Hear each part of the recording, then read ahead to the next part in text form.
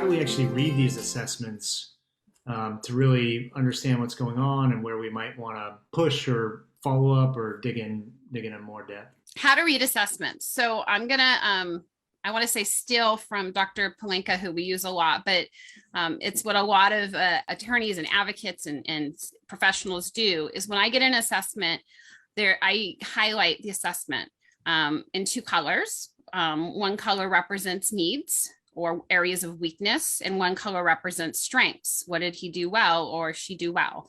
That is a way to start breaking down how to pick out what's important in this assessment. Another trick, which I'm sure most people know about, but if you flip to the last page, you can look at that summary. Now with schools, they don't always summarize it, but sometimes in the last page, there's a summary too that you can use to pick those things out. If your child is having difficulties in areas that you're not seeing in the report. So, you mentioned sensory. If your OT report, because that's where you would often see information about sensory needs. If the OT report doesn't talk about that, then that might be a case to disagree with the assessment.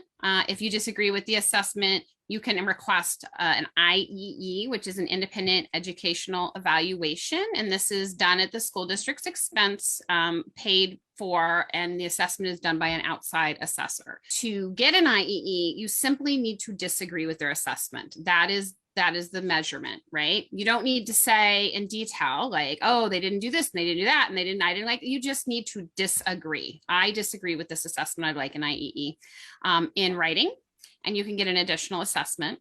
Another way to approach it is to ask the OT who did the assessment, hey, can you do another assessment, but this time look at the sensory?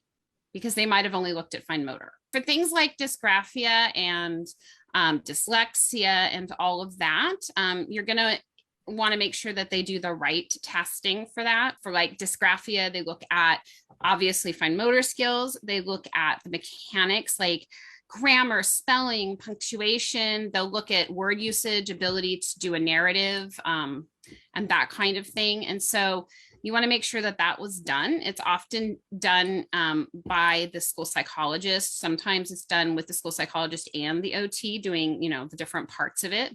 And then of course they're looking at academics too. But if they're not assessing for it, you can ask them to assess for it, is really at the bottom line. You can request in writing an assessment to look at that area.